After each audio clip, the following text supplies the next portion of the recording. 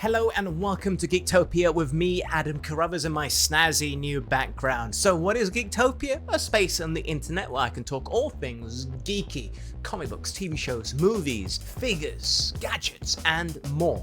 What is today's video about? It's actually a follow-up to one I did, the best 90s cartoons part 1. I'm going to leave the link somewhere here. In that video, I highlighted two animations, Batman the Animated Series and The Simpsons. Don't need to discuss that right now because I need to add a further 3 items onto this list. This list was really hard to make. In fact, I made another list of items which didn't make it onto today's video. I'm just going to list them out. These are just some of them, yeah?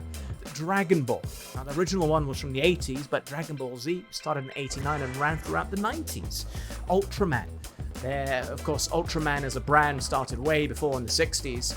But there were 90s Ultraman shows on TV. Doraemon started before the 90s, but a huge part of my childhood. Beavis and Butthead, Ren and Stimpy, the Powerpuff Girls, Doug, Spider-Man, the animated series, Spider-Man, Real Monsters, Rocko's Modern Life, Captain Planet, Gargoyles. There was a really good dark animated show. The Rugrats, Darkwing Duck, Dexter's Lab, Dexter's Laboratory, Hey Arnold, Tiny Toons, Pinky and the Brain.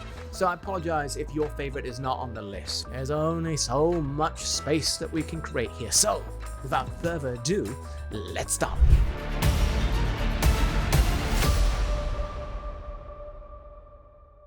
First up on the list is South Park, still going on today as we speak. And some people might be saying, why haven't I chosen Family Guy? I've probably watched more Family Guy than I've watched South Park, but you have to remember, Family Guy was cancelled in its early days and had to be revived because of the DVD sales were so strong, whereas South Park was so popular straight away, it had a movie within a couple of years. That's how big it had gotten. But what makes South Park work? I truly believe it's its simplicity. The fact that the voices are done predominantly by Trey Parker and Matt Stone just adds to that. But don't be deceived, because underneath, it's a show which has some really good messages and some really good jokes. Well, I sneaked around my mom's closet too and saw what I'm getting. The Ultra Vibe Pleasure 2000. What's that? I don't know, but it sounds pretty sweet. The simplicity in animation works in its favor. Why?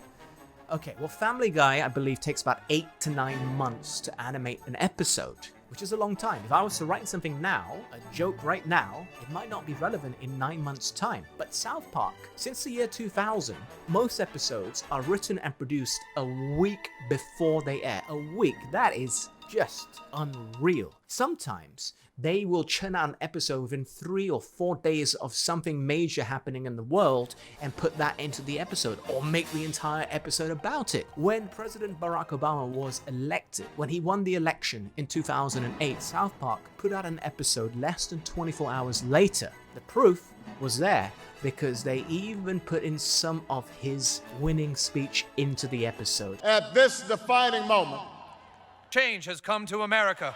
Just think about the work and the timelines and the timescales they're working on. It's like no one else out there except for a news channel, which is completely different from an animated sitcom. Sitcom, I should say. That's why I think the simplicity works in its favor.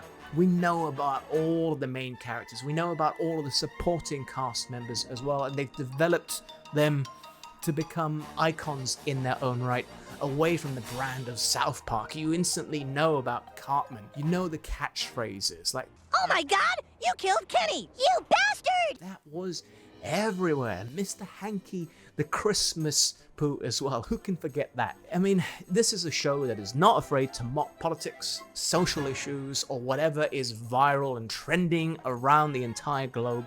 It has always had its thumb on the pulse of anything current. And that's why South Park is brilliant. They've had celebrities come in and voice themselves or other characters, like Jennifer Aniston has been there, Jay Leno, Korn, the band, and Radiohead. Some of the music has been pretty cool as well. Like, how can you forget Chocolate Salty Balls? suck on my chocolate salted ball. Sung by Chef.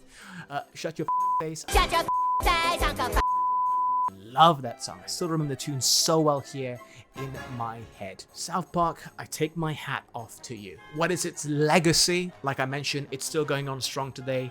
It had a movie which was even nominated for an Oscar, and the show itself has won Primetime Emmys and even a Peabody Award as well. We've had really cool merchandise over the years, including when they sold Cheesy Puffs, Cartman's favorite snack, for a very, very limited time, I think in conjunction with the launch of season 15 or something, and some awesome video games over the years, most recently The Stick of Truth or The Fractured But Whole.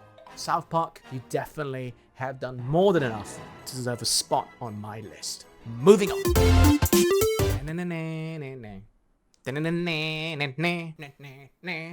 X-Men, the animated series. Such a catchy tune. Sometimes I go onto YouTube just to listen to it. I believe there's even covers, like rock versions of the theme song.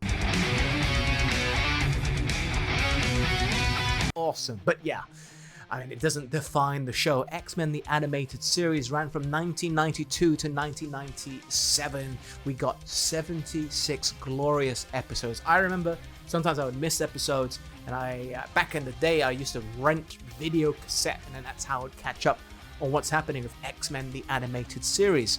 Lots of other Marvel shows would follow suit. In the 90s alone, we got Spider-Man, the animated series. We got Fantastic Four. We got Iron Man. We got the Incredible Hulk. Silver Surfer even had his own cartoon. There was Spider-Man Unlimited. The Avengers United, they stand towards the tail end of the 90s. But it all started with X-Men, the animated series. Not the first time we've had an X-Men animation. 3 years prior, there was a pilot made called Pride of the X-Men. You get it? Kitty Pryde, Pryde. It never took off. We'd also seen the X-Men in other animations. Spider-Man and his amazing friends, if I remember correctly, they were in it. But now, we finally had X-Men and their very own show. And it was mature. It dealt with all sorts of topics along the way.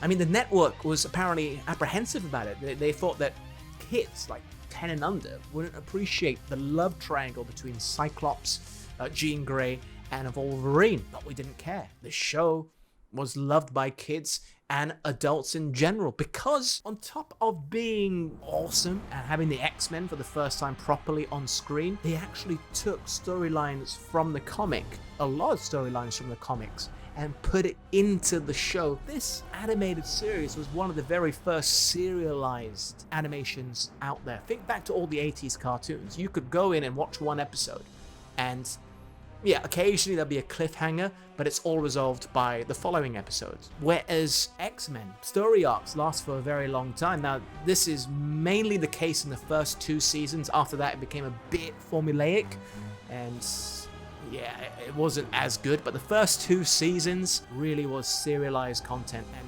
it set a precedent for a lot of the other animations which I listed out in future years to have ongoing storylines, that serialized format. Super, super important. That's why I think it rocked. Comic book adaptations on screen for the first time.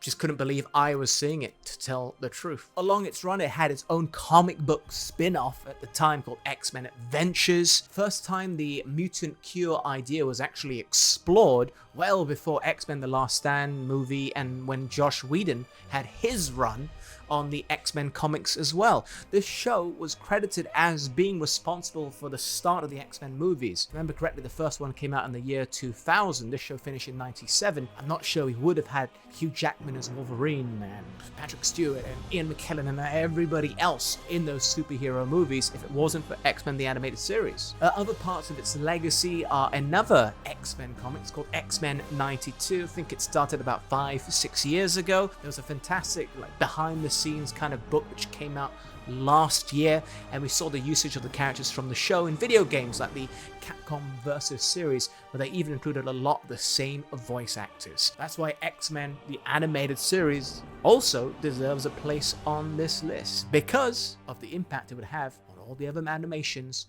and the movies as well.